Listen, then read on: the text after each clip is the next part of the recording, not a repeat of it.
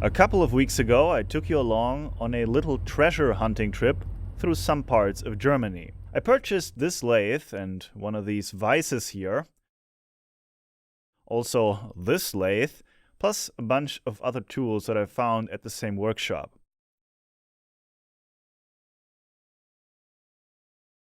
And the restoration process of the first lathe has already been going on for the past 4 weeks, and it's about 80% completed. The restoration is going to be covered in a detailed video once my work on it has reached its conclusion. The first chapter of this entire undertaking, however, was all about disassembling these rather heavy machines and bringing them home, and that's what I want to talk about today. Maybe I will also find the time to show you more of the work that has been keeping me busy lately. And we are back in an old metalworking shop near the city of Düsseldorf in western Germany. The workshop was built in the mid-1930s and ended its operation around 1975. This lathe has been lying dormant for over 45 years. I will now disassemble this lathe, and this will allow me to bring it home all on my own. First of all, though, let us find out about the manufacturer and the age of this machine tool. There is no logo or manufacturer's nameplate or marking of any kind except for a serial number on it. However, several viewers have suggested that both the machines I purchased were probably made by Oskar Ehrlich in Chemnitz in the very east of Germany. So let us compare this model to some pictures in this old book here. This is a catalog of the machine tool supplier Schuchart und Schütte, Berlin, from the year 1928. Unlike today, these old catalogs rarely ever mention the names of the manufacturers, and, well, they rather just sold the tools under their own name. One exception were some British and especially American machine tool makers, which were sold under their brand names, since they were world-renowned at the time. At the time of the late 19th century, Germany was still catching up when it came to machine tool manufacturing. By the time this catalog came out, they were already of equal quality with the American brands, and there was a huge number of toolmakers here, but their names were simply not that established. It is known, though, that a lot of the machine tools sold by this company were made by the Oskar Ehrlich Corporation, and their machines were not just sold in Germany, but also in England, for example. This lathe here from the catalog is not an exact match, but it comes very close to what we found in this old shop.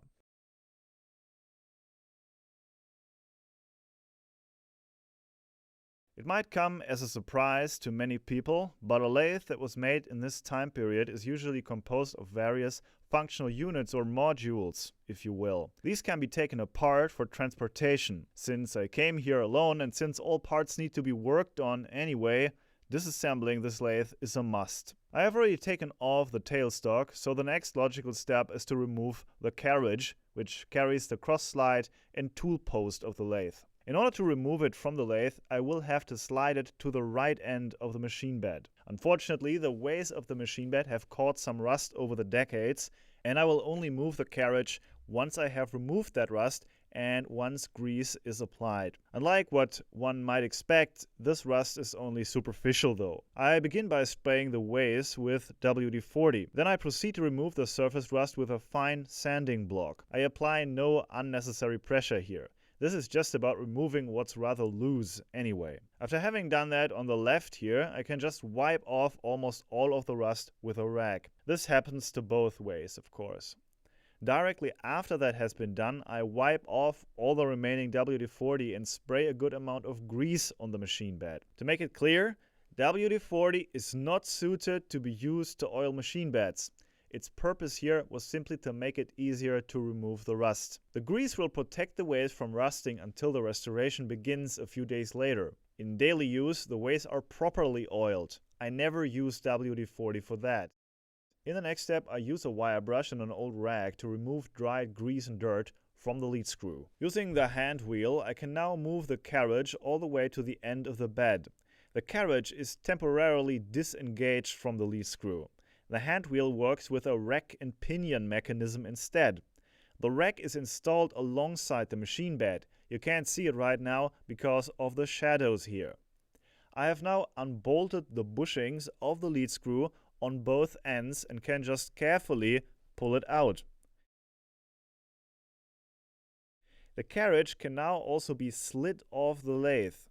Whatever you're doing, the most important thing is not to harm the machined surfaces. Beneath the headstock, we find a 3-phase power switch made by Siemens Schuckert.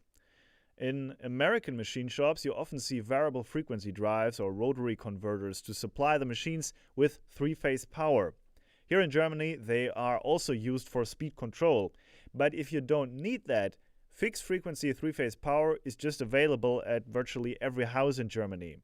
This simple mechanical switch was therefore everything they needed, even back in the day, to power the motor. Like the switch, the ancient 3-phase induction motor was added to the lathe as an add-on or a modification job. The machines you see in this video were still built at a time when both line shaft operation and individual electric motors existed alongside each other, and this lathe was not specifically built to run on its own electric motor. Almost all of the old machines were adapted at some point though, and I used an angle grinder to cut off an old bolt that I couldn't get loose. The motor is an ancient model with brass bushings instead of ball bearings. In order to couple the motor to the headstock, an old manual car transmission was used. As far as I can say, it's from a 1930s model Opel car, similar to this one here. And at the back end of the headstock, we find this change gear assembly that connects the spindle to the lead screw. Various speeds could be selected by changing the gears, and it seems like all the old gears are still there.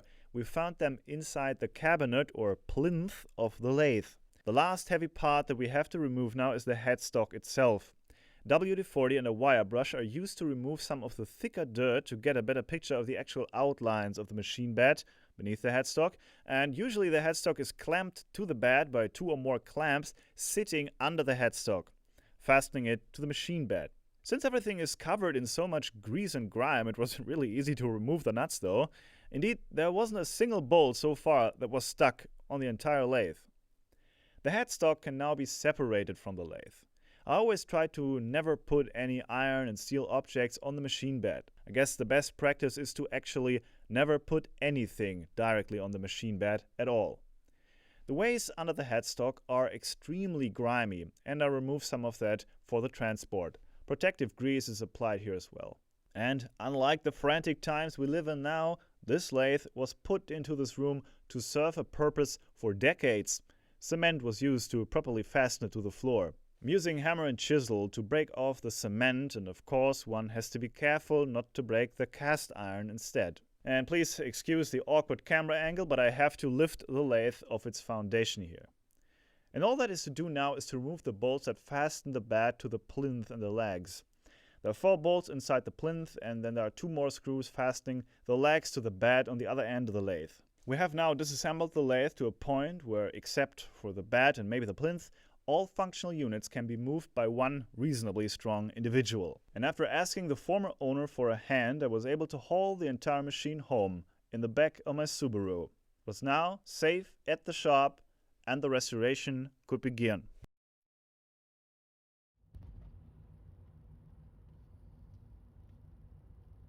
But as you will certainly remember, I was on a regular shopping spree that day, and that's how I bought this lathe here as well. This time the situation was a little different though. This lathe came with much more additional equipment as well as raw materials and other things best described as clutter. It was therefore necessary to clean up this mess here before I could even start to take a closer look at the lathe. It turns out that it was hardwired to the power grid and actually at least partially operational.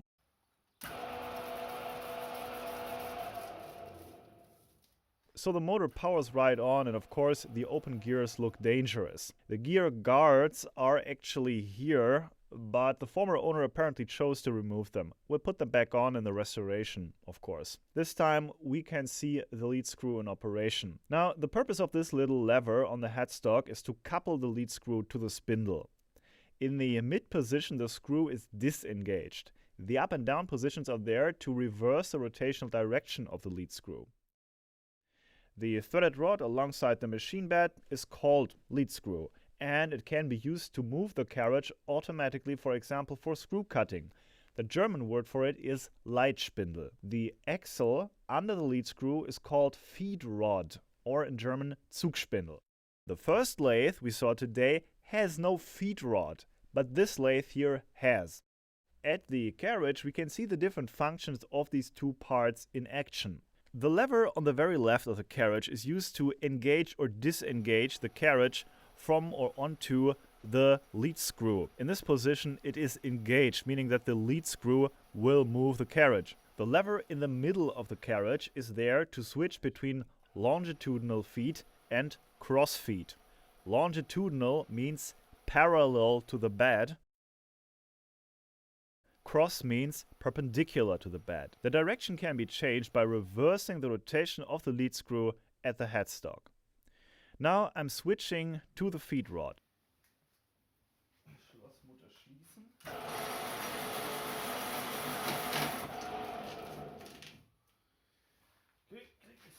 But we can see that there is an issue. The carriage gets stuck. We'll find out why in just a minute. Just like with the other lathe before, I was preparing to disassemble the lathe. While doing that, I found a brass nameplate. This time carrying the official logo of the Oskar Ehrlich Corporation. I think this is simply a somewhat more advanced version of the first lathe with a longer machine bed, an additional support, and a feed rod in addition to the lead screw. It is also very similar to this lathe in the Schuchart and Schütte catalog. But be that as it may, while removing the carriage and lead screw assembly, I found that down here on the bottom side of the carriage, someone had done a poor repair job in the past. This little guard simply bumps into the support structure under the machine bed. The carriage can therefore no longer be moved past this point, and that is why the test of the feed rod ended so abruptly. I will have to fix this. So I proceeded to disassemble this lathe. The process was essentially the same like with the other lathe, since they are very similar in build. This time the motor was added to the lathe in a much less professional way though. A contraption consisting of about 4 screw clamps and a number of wooden wedges and poorly welded stock was used to jerry-rig a big 3-phase motor to the countershaft. I will have to build a completely new motor assembly from scratch here, I'm afraid. In the end, though, the disassembling process went smoothly. This time I brought a friend and we drove with a Ford Transit instead of the Subaru. This lathe is now also at the shop, waiting for its comeback.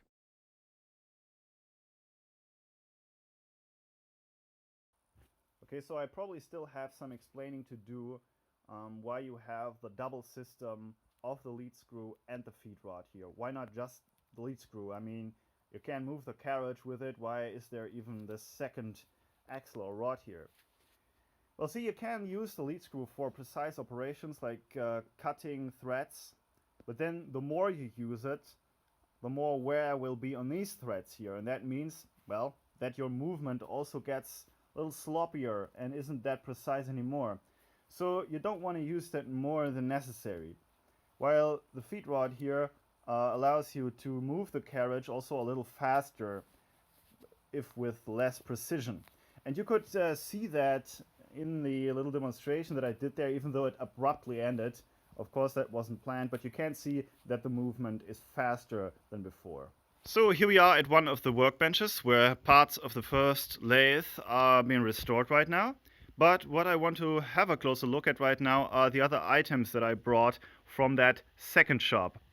And, well, not only did the lathe come with 3 additional chucks that I already worked on, it also came with all these centers here and some more tools that can be inserted into the tailstock. Also, these 2 treasures here, a Mitutoyo Mag base dial, and this is also a Mitutoyo. Also, bunch of chisels. Bunch of German-made screw clamps, good quality screw clamps, not easy to get these days. Also this huge drill bit here, also tapered. This is an AEG brand stand for like the big angle grinders. I've been looking for something like this for a couple of years now because, well, they don't make them like this anymore. This is still from cast, and I think like the really good ones, they cost $250. I think I got this for a few bucks. Also, all these cutting discs here, they might be a little old. I don't know if they're still safe to use, but I think so. Also, a little detail that not many people will think about when taking a look at a lathe. It happened to me a number of times now. You find an old lathe somewhere and you don't even like the lathe that much. You don't want to buy it. The quality isn't there, or maybe it's just too far gone. But then you maybe should take a look at the lamp that might be installed there. Because, see, on a 90-year-old lathe, for example, they might have installed a lamp in the 1930s.